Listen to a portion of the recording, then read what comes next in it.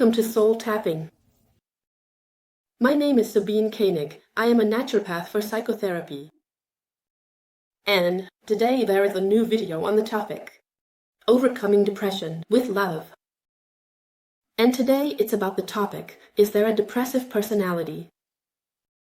So, are there people who, due to their personality structure, tend to develop depression because they might already have certain typically depressive behaviors? Already exhibit long before they become ill. And when you look at people who have been in depression for a very long time and have difficulty getting out of it, you notice certain commonalities. So these people are often already in childhood, they lived in unstable family environments. That can have been anything if the parents were already ill themselves, or alcoholics, or always had financial worries, or constant relationship stress, or whatever.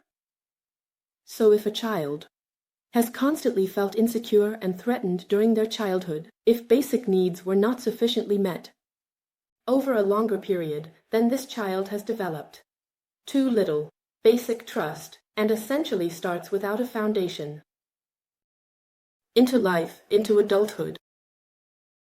And often, it is the case that these children, as a survival mechanism, have trained themselves to empathize with the feelings and needs of their parents and fulfill their needs instead of their own, because it simply felt safer for them to ensure that their parents were well so that they could provide them with as stable a home as possible.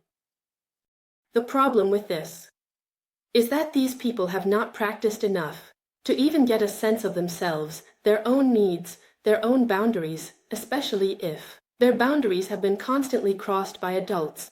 They don't develop a sense for it. Instead, they only train themselves to please others.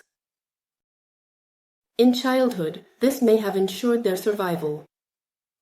But then you carry this mechanism into your adult life and tend to constantly live a life for others, always ensuring that others are doing well. And they can't say no. They always help, everywhere, are self-sacrificing, there for others, just not for themselves. Because they haven't learned it, because they haven't learned to consider themselves important. And as long as we are not aware of it, we are stuck in such a behavioral loop. These people have so little basic trust and so much fundamental fear of loss that they are constantly anxious, insecure, and rather passive. So they are not self-confident. Doers who boldly go out into the world to develop themselves and discover the world, but rather they are people who always hesitate, waiting to see what life offers them, to react to it instead of moving forward and taking action, because they have simply practiced, learned, and trained this adaptive behavior.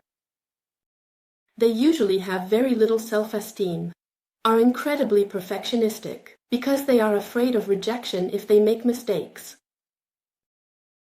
And they have insanely high expectations of themselves, which they actually cannot fulfill at all. And because of this, they are constantly disappointed in themselves.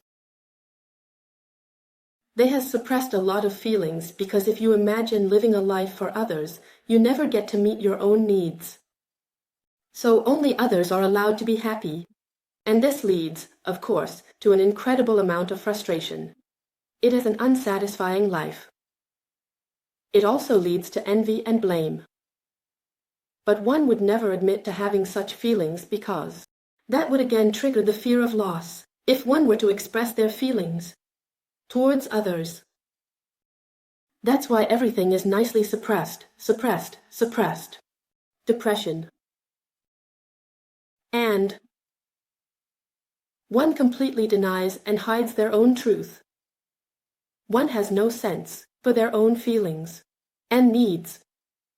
So one doesn't dare to direct aggression outward, but instead it is turned inward. And if you have such a frustrating way of life for an extended period, eventually you can't take it anymore. Because you are constantly doing things you don't really want to do. Because you're not doing it for yourself, but for others, to make others happy. That's the pattern, the survival pattern, that you have trained yourself to follow. And I believe that's why people in depression have such a lack of motivation, such a deep, deep exhaustion.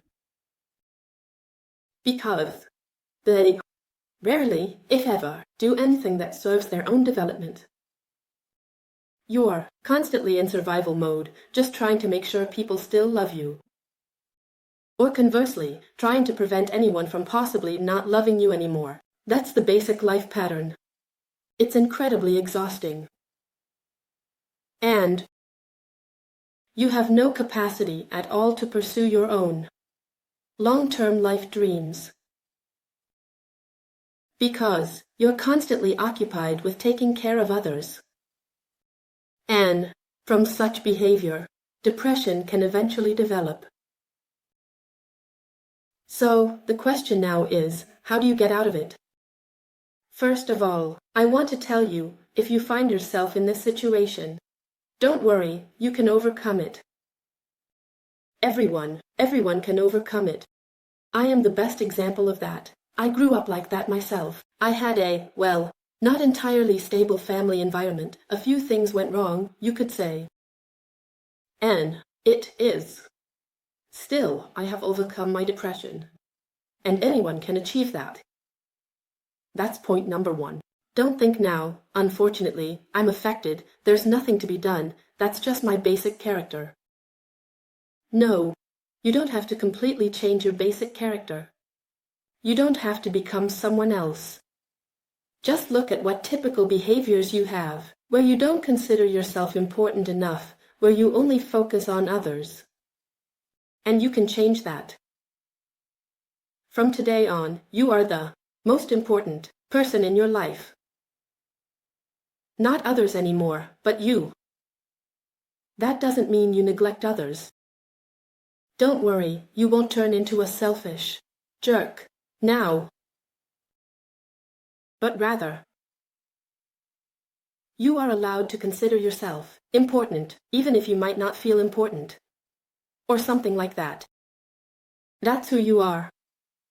You are a wonderful being, just like everyone else. In depression, it doesn't feel that way, I know. You feel more like no one would miss you. But start treating yourself with respect and practice and train yourself to love yourself. Take time out just for you.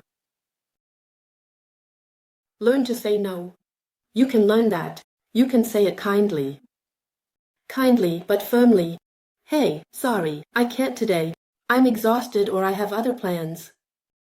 I'm not helping today. And then you'll be much more respected by others. That's exactly the point. We desperately want to be loved, and that's why we do everything for others. But have you ever noticed that if you're someone who constantly only helps others, you're not respected, but rather people tend to take advantage of you? They will start to respect you when you respect yourself. Your boundaries. And pay attention to your own needs. If you would like to work with me using head acupressure, which is a wonderful method to address all these things, then feel free to contact me. Maybe you have other methods that help you, but I can only tell you to work on it slowly and steadily, step by step, and to be kind to yourself, no matter what stage you are at. That works. Give yourself time, be patient, get help, which is very important, and then you will come out of it. No matter what kind of depressive personality you might have, even depressive personalities don't have to be depressed. You can be happy even if you had an unstable home environment. That's possible. With that in mind, all the best for today and see you next time. Goodbye.